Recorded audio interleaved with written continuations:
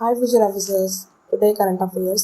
ராணிப்பேட்டை தேர்தல் லட்சணையா ராணிப்பேட்டை ராணி அப்படிங்கிற ஒரு சிம்பலை அவங்க தேர்வு செஞ்சுருக்காங்க. நம்ம ஆல்ரெடி வேலூர் ஈரோடுக்கெலாம் என்னென்ன அப்படிங்கிறத பார்த்தோம்.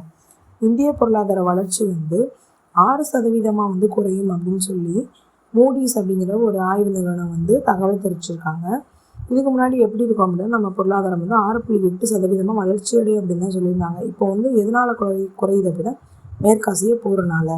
ஈத் ஷார்ட் ப்ரைஸ் 2026 அப்படிங்கிற ஒரு அறிக்கைப்படி தமிழ்நாட்டில் கேர்ஸ் அப்படிங்கிற திட்டம் இடம்பெற்றிருக்கு. இந்த திட்டம் எந்த இதில் இருக்குது அப்படின்னா பசுமை காலநிலை நிறுவனத்தால் செயல்படுத்துகிறாங்க. டிஎன் ஷோர் அப்படிங்கிற ஒரு திட்டம் இருக்குது. இந்த திட்டம் 2025 நம்ம வேர்ல்டு பேங்கோட ஹெல்ப்பால் ஸ்டார்ட் பண்ணப்பட்டது. இது எதுக்கு அப்படின்னா தமிழ்நாட்டில் இருக்கிற எல்லா கடற்கரைகளையும் அந்த உயிர்களை இனப்பெருக்கம் செய்கிறதுக்கு ப்ளஸ் நீல கடற்கரை உருவாக்கத்தில் செயல்படுறதுக்கு தான். ஆல்ரெடி மெரினா நீல கடற்கரை சான்றிதழ் பெற்றிருக்குன்னு பார்த்தோம். டிஜிட்டல் மக்கள் தொகை கணக்கெடுப்பு முதல் முறையாக நம்ம இந்தியாவில் இப்போது கணக்கெடுக்கிறாங்க. 2027 அதோட கணக்கெடுப்பு. இதுக்கு விளம்பர தூதராக சுதர்சன் பட்நாயக் அப்படிங்கிறவங்கள தேர்வு செஞ்சுருக்காங்க. அவங்க யார் அப்படின்னா அவங்க ஒரு மணல் சிற்பி. இதுக்கு சின்னங்கள் இருக்குது 2. பெண்ணுக்கு பிரகதி, ஆணுக்கு விகாஷ் அப்படிங்கிறது தேர்வு செஞ்சுருக்காங்க.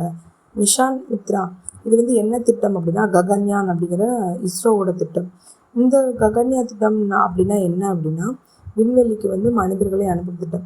இந்த திட்டத்துக்கு என்ன பண்ணுறாங்க அப்படின்னா மிஷன் மித்ரா மூலம் வீரர்களை என்ன பண்ணுறாங்கன்னா அவங்களோட ஆக்சிஜன் லெவல், அப்புறம் அவங்களோட சாப்பாடு திறன், இந்த மாதிரி அவங்களோட திறனை எல்லாத்தையும் சோதனை செய்கிறாங்க. எங்கே அப்படின்னா லே அப்படிங்கிற பகுதியில்.